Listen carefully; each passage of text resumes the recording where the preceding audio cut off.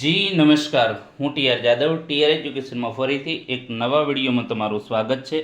મિત્રો, આ વિડીયોમાં વાત કરીશું જીએસઆરટીસી હેલ્પર 2022 જે એક્ઝામ લેવામાં આવેલી હતી. તો એમાં કેટલા ઉમેદવાર પાસ થયા હતા, કેટલા ઉમેદવાર નાપાસ થયા હતા, કેટલા ઉમેદવાર એબસન્ટ હતા, કેટલા ઉમેદવાર ડીવીમાં રિજેક્ટ થયા હતા, કેટલા ઉમેદવાર ફાઇનલ સિલેક્ટ થયા હતા, તો તેના વિશે આ વિડીયોમાં ચર્ચા કરીશું. આ વિડીયો બનાવવાનો પર્પઝ એક જ હતો. ઘણા મિત્રો વોટ્સએપમાં મેસેજ કરતા હતા, ફોન પર પણ કરતા હતા કે સાહેબ 2022માં કેટલા મતલબ કે સિલેક્ટ થયા, કેટલા ફેલ થયા, તો એના વિશે થોડી માહિતી આપો. તો મિત્રો, દરેકને એક એક મિત્રને માહિતી ના અપાય. કહેવાનો મતલબ કે એટલો સમય ના હોય મારી પાસે. દિવસના ઘણા કોલ્સ આવે, મેસેજ આવે, કોમેન્ટો આવે, તો એના મિત્રો જવાબ આપતા ઘણો ટાઈમ લાગી જાય. તેમ છતાં આપણે યુટ્યુબમાં જે પણ કોમેન્ટો આવે છે એના જે પ્રમાણે સમય મળે એ પ્રમાણે આપણે એના જવાબ આપતા હોઈએ છીએ. પરંતુ વોટ્સઅપમાં પણ ઘણા દિવસ દરમિયાન મેસેજ આવતા હોય છે, તો એક એક મિત્રને વોટ્સઅપમાં જે છે રિપ્લાય આપવો શક્ય નથી. તે માટે આ વિડીયોના માધ્યમથી તમે જાણી શકો. તો ચાલો મિત્રો, તેના વિશે સ્ટાર્ટ કરીએ. આજે છે આપણે જે જીએસઆરટીસી હેલ્પરનું જે રિઝલ્ટ 2022નું આવેલું છે, તો એ જે છે 99ની જે પીડીએફ છે એમાંથી આ મતલબ કે આ આપણે તમને જણાવીએ છીએ. અને જયદીપ નામના એક વિદ્યાર્થી મિત્રએ આમાં મને હેલ્પ કરેલી છે. તો GSRTC helper 2022 general analysis exam 2022, total seat હતી 300. ટોટલ એલિજિબલ એક્ઝામ માટે 4501 છોકરાઓએ મતલબ કે એલિજિબલ હતા. મતલબ કે જે છે આપણે વાત કરીએ 15 ગણા, તો એ પ્રમાણે 4501. એમાં કેટલા છોકરાઓ પાસ થયા? તો 99. આ મિત્રો જયદીપભાઈએ પણ ચેક કરેલું છે, તેમ છતાં મેં 3 વખત ચેક કર્યું, તો આ બરાબર છે જે 99 છોકરા પાસ થયેલા છે. અને એબસન્ટ કેટલા છે? તો એબસન્ટ 1266 લોકો એબસન્ટ હતા. અને ફેલ 3136. ફેલ 3136. તો મિત્રો, આ જે છે અંદાજિત આપણે ટકામાં કન્વર્ટ કરીએ તો 2.19% અંદાજે છોકરાઓ પાસ થયા. તો આ જે છે 300ની જગ્યામાંથી ફક્ત 99 છોકરાઓ પાસ થયા. તો એ પ્રમાણે તમે જોઈ શકો છો મિત્રો, ફક્ત ને ફક્ત 99. અને 99માંથી પણ ફાઇનલ સિલેક્ટની વાત કરીએ તો અહીં તમે જોઈ શકો છો 99 જે છોકરાઓ ડોક્યુમેન્ટ માટે બોલાવેલા, પરંતુ એમાંથી કેટલા 84 છોકરા જ પાસ થયા. એમાંથી 84 ઉમેદવારો, 15 જે છે રિજેક્ટ થયા છે. તો એ પ્રમાણે તમે જોઈ શકો છો ડોક્યુમેન્ટ પણ થોડું હાર્ડ છે. તો એ પ્રમાણે જે તમને ચેકશીટ મોકલેલી છે અથવા તો વિડીયો પણ બનાવેલો છે, એમાં SC ST OBC માટે પણ જે છે ડોક્યુમેન્ટ માટે કયા કયા ડોક્યુમેન્ટ જોઈએ છે, શું છે, તો તેના વિશે પણ આપણે વિડીયોમાં ચર્ચા કરેલી છે. તો એ તમામ ડોક્યુમેન્ટ કમ્પ્લીટ હોવા જોઈએ.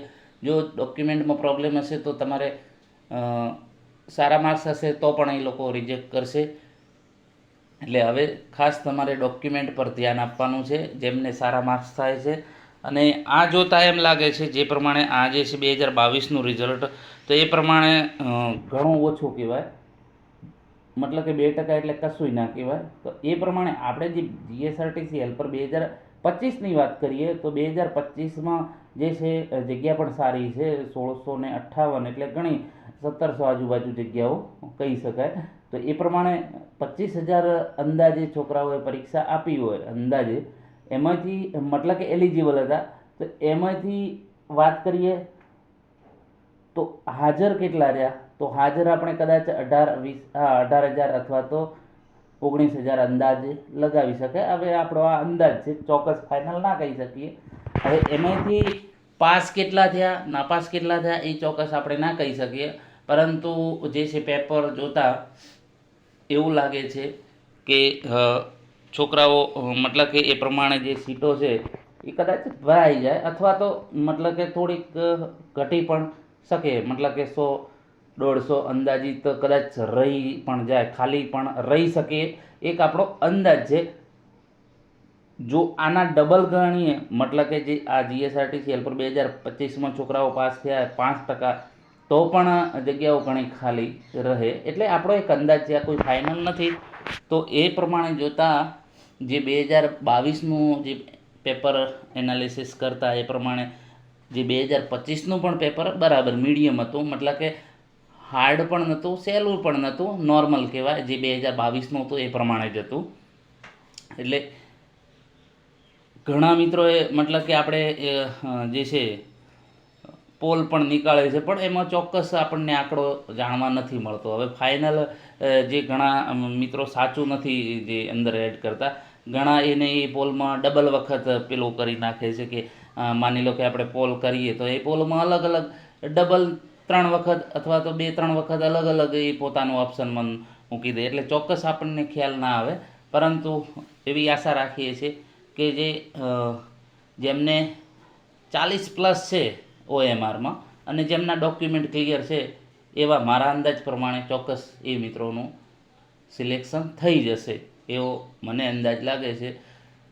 અને પછી જે છે મેરિટ પ્રમાણે, કેમ કે આપણે કોઈ એવું ચોક્કસ ડેટા અથવા તો એવું આપણને ના, મતલબ કે આપણે ના જાણી શકીએ કે કેટલા છોકરાએ પેપર કેવું લખ્યું છે. હવે જે છે ઘણા મિત્રોએ OMRમાં પણ ઘણી ભૂલો કરી છે, પછી જે ફોર્મ ભરવામાં પણ ઘણી ભૂલો કરી છે, પછી જે છે ઘણા લોકોને એપ્રેન્ટિસમાં પણ જે છે એપ્રેન્ટિસ જે છે સર્ટી ન હતું એના પહેલાં એ લોકોએ ફોર્મમાં લખી દીધું છે. એટલે ઘણા પ્રોબ્લેમ એમાં પણ ઘણા મિત્રોને પ્રોબ્લેમ થશે. એટલે આ જે છે આપણે એક જે છે એનાલિસિસ જે 2022નું છે એના પરથી આ જે છે નક્કી કરી શકીએ કે કદાચ સીટો ભરાઈ પણ જાય, મોસ્ટ ઓફલી જો સારી એવી તૈયારી હોય ઘણા છોકરાઓની, તો ઓબ્વિયસલી ઘણા લોકો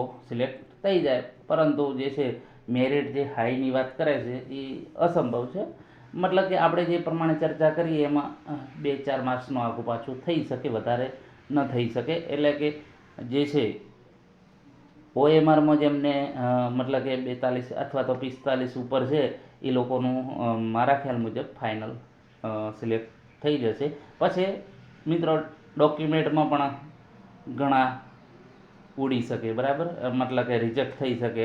પછી મેડિકલ હશે તો એ પ્રમાણે જોતાં મિત્રો કોઈ ફાઇનલ આપણે ચોક્કસ ના કહી શકીએ. પરંતુ આજે 2022ના જોતાં આપણને એમ થાય કે કદાચ જગ્યા પૂરી ભરાઈ પણ ન શકે એવો અંદાજ છે. કોઈ ફાઇનલ આપણે ના કહી શકીએ, પરંતુ એવો અંદાજ છે. એટલે કોઈએ ચિંતા કરવાની નહીં. જે આવશે એ ત્યારે જ આપણને મતલબ કે ચોક્કસ માહિતી મળી જશે. આપણે વેઇટ કરીએ ફાઇનલ આન્સર કી, એના પછી કદાચ અંદાજિત એકાદ મહિનામાં જે છે આવી શકે છે જે તમારું રિઝલ્ટ. તો જે છે ઘણા મિત્રો કોમેન્ટો અઢળક કરે છે કે સાહેબ મારે 60 થાય છે, 65 થાય છે, 80 થાય છે તો મારું સિલેક્શન થઈ જશે. મિત્રો જે છે વારંવાર આપણે કહીએ છીએ કે જેમને સારા માર્ક્સ છે, મતલબ કે 70 આજુબાજુ, એમને લગભગ વાંધો નહીં આવે અને ફાઇનલ વાંધો નહીં આવે. કેમ કે જે પ્રમાણે પેપરનો લેવલ જોતાં પણ અમારા માટે સહેલું હોય, તમારા માટે હાર્ડ હોઈ શકે ને, બધા માટે થોડું એવું હોય.